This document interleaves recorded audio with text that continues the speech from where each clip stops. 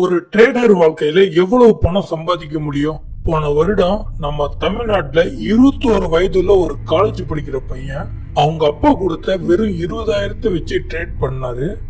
9 மாசத்துல அந்த 20,000 1.5 கோடியா மாத்திருக்காரு. சில யூடியூப் சேனல் கூட அவரை பத்தி வீடியோ போட்டாங்க. அவர் யாரு, அவர் பேரு என்ன, எதுவுமே சொல்ல மாட்டேன். அது ஏன்னு இந்த வீடியோ முடியும் போது உங்களுக்கே தெரியும்.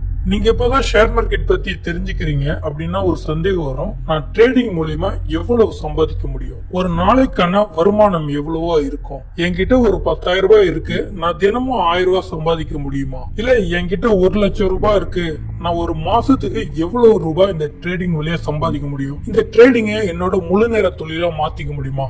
இது போல பல கேள்விகள் வரும். உங்களால எவ்வளவு சம்பாதிக்க முடியும்னு இந்த வீடியோல தெளிவா பார்க்கலாம். நாம ஏற்கனவே பார்த்தோம், நிப்டி தான் நம்ம வருமானத்திற்கான பெஞ்ச் மார்க்கா வைக்கணும்னு. நீங்க ரொம்ப கஷ்டப்பட்டு நேரத்தை செலவு செய்து பல ஆராய்ச்சிகள் செய்து மன உளைச்சலுக்கு ஆளாகி நீங்க சம்பாதிக்கிற பணத்தை விட ஒருத்தர் ஷேர் மார்க்கெட் பத்தி எதுவுமே தெரியாம எந்த டென்ஷனும் இல்லாம ஜாலியா நிப்டில மாசம் மாசம் இன்வெஸ்ட் பண்ணிக்கிட்டு வராரு.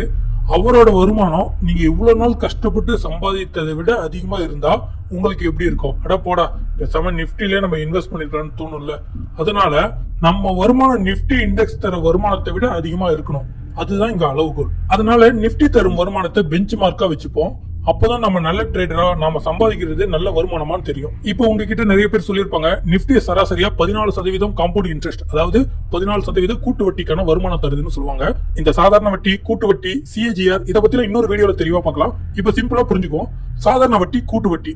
சாதாரண வட்டி வெறும் வட்டி மட்டும்தான். இப்போ 1,00,000 இருக்கு, அதுக்கு 10% வட்டினா, அதாவது 10,000 ரூபாய் வட்டி என்றால் ஒரு 5 வருடம் கழித்து, வருடத்திற்கு 10,000 அந்த 5 வருட முடிவுல உங்களுக்கு 50,000 ரூபாய் வட்டி கிடைச்சிருக்கும். முதல் சேர்த்து 1.5 லட்சமா இருக்கும். அதுவே கூட்டு வட்டினா ஒவ்வொரு வருடத்தின் வட்டியை கூட்டி அடுத்த வருடத்தின் வட்டியை கணக்கிடுவாங்க.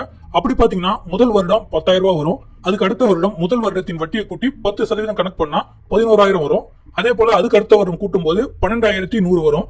இது போல கணக்கு பண்ணிட்டே வந்தா 5 வருடம் முடிவுல சாதா வட்டி 50,000 ரூபாய் தந்திருக்கும். அதுவே கூட்டு வட்டி 61,000 சில்லறை தரும். என்னடா பெரிய டிஃபரெண்ட் இல்லையன்னு பாக்குறீங்களா? இந்த கூட்டு வட்டி, அதாவது காம்பவுண்ட் இன்ட்ரெஸ்டோட பவர் எவ்வளவு வருடம் அதிக வருடம் நம்ம இன்வெஸ்ட் பண்ணிட்டு வெயிட் பண்றோமோ அப்பதான் தெரியும். இப்ப நிப்டி 14% கூட்டு வட்டின்னு பார்த்தோம். உங்ககிட்ட 1,00,000 இருக்கு, அது நிப்டியில இன்வெஸ்ட் பண்ணி 30 வருடம் கழித்து எவ்வளவு வருமானம் வரும் தெரியுங்களா? சாதாரண வட்டினா 1,00,000க்கு 14,000 ரூபாய் வட்டி வரும். அப்போ வருடத்துக்கு 14,000 என்றால் 30 வருடத்துக்கு 4,20,000 ரூபாய் வரும். கூட்டல் 1,00,000 நம்ம போட்ட அசல். இப்ப மொத்த பணத்தை பாத்தீங்கன்னா 5,20,000 ரூபாய். அதுவே கூட்டு வட்டினா அதுக்கு சில கணக்கெல்லாம் போடணும். நம்ம சிம்பிளா கூகுள்ல காம்பவுண்ட் இன்ட்ரெஸ்ட் கால்குலேட்டர்னு போட்டு அதுல கணக்கு போடுவோம். நீங்க ஒரே ஒரு தடவை 1,00,000 போட்டு 30 வருடம் கழிச்சு பாத்தீங்கன்னா நீங்க போட்ட 1,00,000 50 லட்சமா மாறி இருக்கும். எவ்வளவு பெரிய வளர்ச்சி! 5 லட்சம் எங்க இருக்கு, 50 லட்சம் எங்க இருக்கு? அதுதான் காம்பவுண்டோட பவர். வருடம் ஆக ஆக உங்க பணம் வளர்ந்துகிட்டே இருக்கும். சரி, நம்ம டெய்லியும் ட்ரேட் பண்ண போறோம், இந்த அளவுக்கு நம்மளால வளர்ச்சி கொண்டு வர முடியுமா? கண்டிப்பா முடியும். ஒரு ட்ரேடரோட வருமானம் என்பது நீங்க எந்த வகை ட்ரேடர்ங்கிறத பொறுத்து மாறும். நீங்க ஸ்விங் ட்ரேடரா இருந்தா உங்ககிட்ட மினிமம் 50,000 ரூபாய் இல்ல 1,00,000 ரூபாய் பணம் இருக்கணும். அதுக்கு மேல இருந்தா சூப்பர். அப்பதான் உங்களால ஸ்விங் ட்ரேடை எளிமையா பண்ண முடியும். நீங்க ஒரு ட்ரேட் எடுக்கிறீங்கன்னா ஒரு சில வாரத்துல அல்லது சில மாதத்துல உங்களுக்கான லாபம் கிடைக்கும்.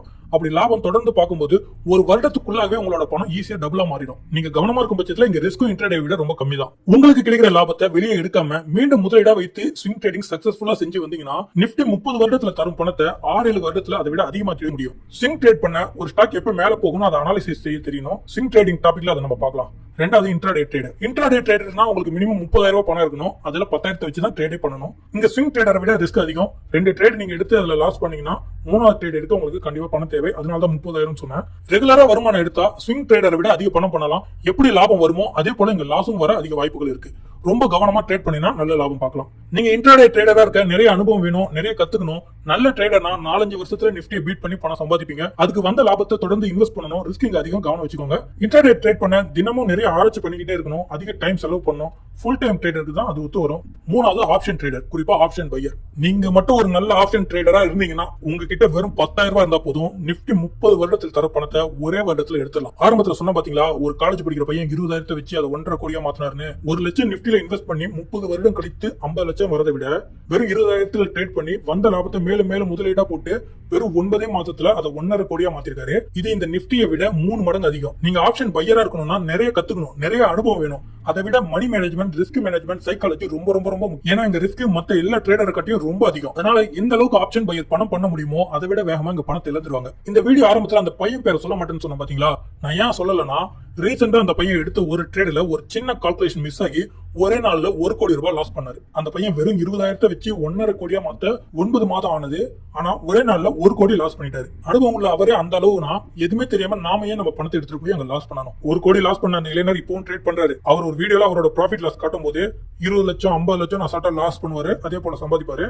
இந்த முறையும் கொஞ்சம் பெரிய லாஸ், அதுல இருந்து மீண்டும் வந்து மறுபடியும் ட்ரேட் செய்யறாரு. இதை நான் இங்க சொல்ல காரணம் உங்களை பயமுறுத்த இல்ல, ஆப்ஷன் ட்ரேடிங்ல எந்த அளவுக்கு ரிஸ்க் இருக்குன்னு புரிய வைக்கத்தான். ஆப்ஷன்ஸ் பண்ணணும்னா நிறைய கத்துக்கணும். Risk management, money management, psychology ரொம்ப ரொம்ப முக்கியம். அதெல்லாம் ஏன் சொல்றேன்னு போக போக புரியும். நீங்க சேஃபா ட்ரேட் பண்ணுமா, அதுக்கு ஸ்விங் ட்ரேடிங் தான் பெஸ்ட். நிஃப்டி போல ரொம்ப நாள் வெயிட் பண்ணவும் வேணாம், ஆப்ஷன்ஸ் போல உலகமாக ரிஸ்க் எடுக்க வேணாம், எளிமையா சம்பாதிச்சுட்டு போயிடலாம்.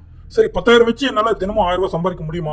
கண்டிப்பா முடியும். ஆப்ஷன்ஸ் இல்ல இன்ட்ராடே வழியா தான் சம்பாதிக்க முடியும். ஆனா ரிஸ்க் அதிகம். கத்துக்கிட்டு நீங்க லாபம் பாருங்க. டெலிகிராம் குரூப் லிங்க் கீழே தந்திருக்கேன், அங்க வந்து உங்க சந்தேகத்தை கேளுங்க. கடைசியா ஒரு விஷயம் சொல்றேன், நீங்க நல்ல ட்ரேடர்னா நீங்க ட்ரேட் செய்து வர வருமானம் இந்த நிஃப்டி வருமானத்தை தாண்டியதா இருக்கணும். அப்படி லாபம் பார்க்க முடியலன்னா நிஃப்டில இன்வெஸ்ட் பண்ணிட்டு போய்கிட்டே இருக்கலாம். நிறைய கத்துக்கலாம், நிறைய பணம் சம்பாதிக்கலாம். அதுக்கு தான் பண யுகத்துக்கே வந்திருக்கோம். நான் ஹாஜா, இது பண யுகம். நன்றி.